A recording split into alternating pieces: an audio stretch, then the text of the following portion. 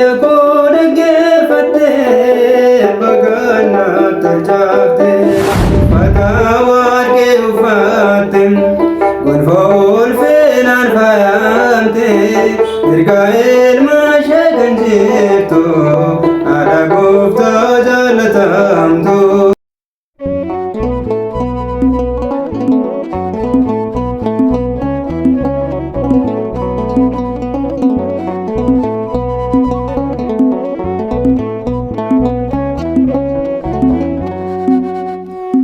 Abbaa kan Ilmaa kan Hafuura Qulqulluu Waaqayyo tokko. Amiin. Jaallatamtoota maatii Waaqayyo kan jaallattan innis caalchisee hunduma keenya kan jaallatu nagaa isin jedha. Akkam jirtu? Galata Waaqayyoo. Ulfaataa Waaqayyoo maqaan isaa kan galateeffame kan ulfaatiin ulfaa ta'u. Amiin. Haati isaa haati jaalalaa fi kennaa waaqa fannoo jalaa Dubree Maariyaam maqaan ishee ol kan jedhu ulfaa ta'u. Amiin. Qulqulloonni isaa hundumti akkuma kennaa fi kabaja qabanitti maqaan isaanii kan galateeffame haa ta'u. Amiin.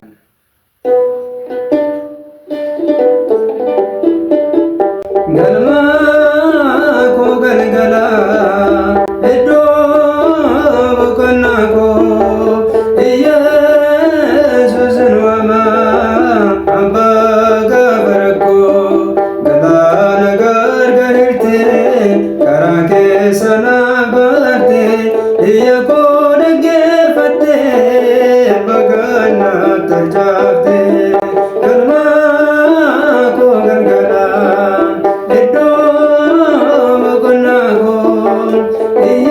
Iyyesuusin waamaa abbaa gaafa rakkoo galaana gargariirtee karaa keessa naabbatte Iyakoo dhaggeeffattee bagaana tarjaaftee.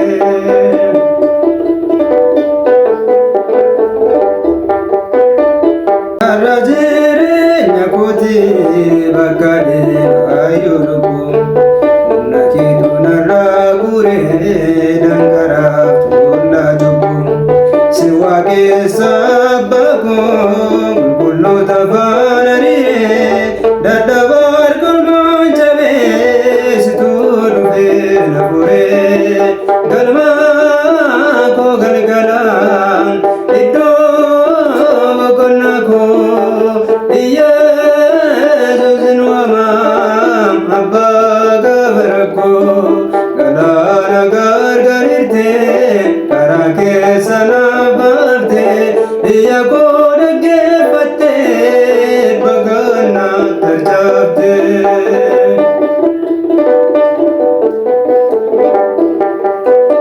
Konkolaataan koo siidaa kanan deemtee loloo maqaa kee waamu malee andeemuun naatti tolu suuraa kee uffadheen deemaa sidaan jiru mitiree bakka keerra waamtee sit maqaanaaf jijjiiree galmaa koo galgalaa iddoo boqonnaa koo Iyyesuusin waamaa abbaa gaafa rakkoo galaana gargariirtee karaa keessa naabbattee Iyakoo dhaggeeffattee bagaana tarjaaftee.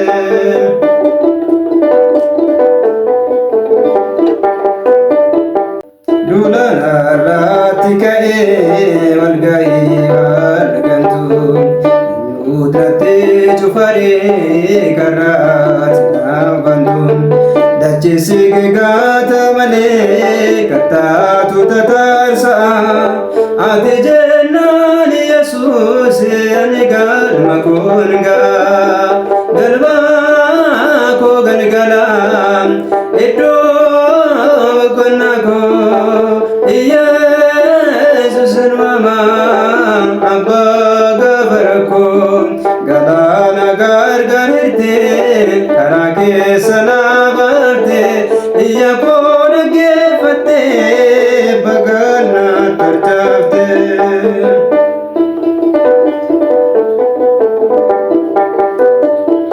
Daalchi namaa cabsee biyyoota qajeelfame gooftaa kun guutuun fayyu boolla diinni naaf qotee isumaaf taasiftee mootummaa kee naaf qooddee sit buncaa narraa ciree galmaa koo galgalaa iddoo boqonnaa koo Yesuusin waama abbaa gabarakoo galaana gargariirte karaa keessa na baafte iyya koo dhaggeeffatte bagaana tarjaafte galmaa koo galgalaa iddoo boqonnaa koo Yesuusin waama abbaa gabarakoo galaana gargariirte karaa keessa na baafte iyya koo dhaggeeffatte bagaana tarjaafte tawaargee uffatte gonfoo ulfinaan faayamte ergaa ilmaa ishee kan jirtu haadha gooftaa jaallatamtu uffata warqee uffatte gonfoo ulfinaan faayamte ergaa ilmaa ishee kan jirtu haadha gooftaa jaallatamtu.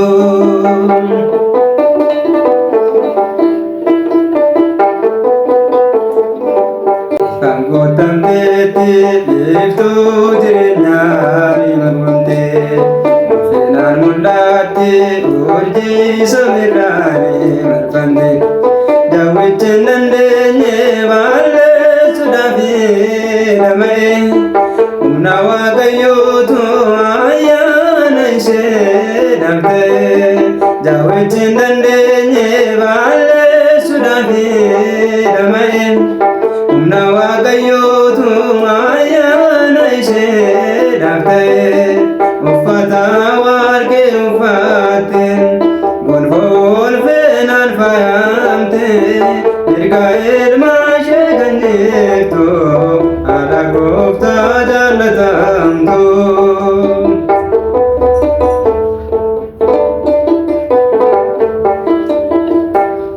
Ilmi ishee tokkichi jaalalaan hundumaaniti taadina jaalama boojoodhaan kan booji'ate dhirse badhaasteetti ijoollee addaamiin hunda dubartoota keessa dhugumatti Maariyaam addaa dhirse badhaasteetti ijoollee addaamiin hunda dubartoota keessa dhugumatti Maariyaam addaa uffata warqee uffatte gonfoo ulfinaan faayamte ergaa ilmaa ishee kan jirtu haadha gooftaa jaallatamtu.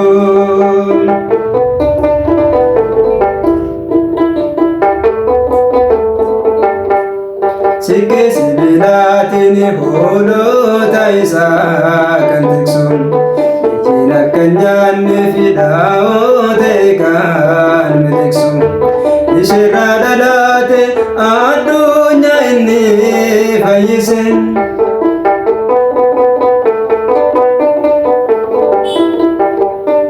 isheerraa dhalaate addunyaa inni fayyise warra amanaaniif boqonnaa gaarii qopheesse isheerraa dhalaate addunyaa inni fayyise warra amanaaniif boqonnaa gaarii qopheesse uffata warqee uffatte gonfoo ulfinaan faayamte ergaa ilmaa ishee kan jirtu haadha gooftaa jaallatamtu uffata warqee uffatte gonfoo ulfinaan faayamte ergaa ilmaa ishee kan jirtu haadha gooftaa jaallatamtu.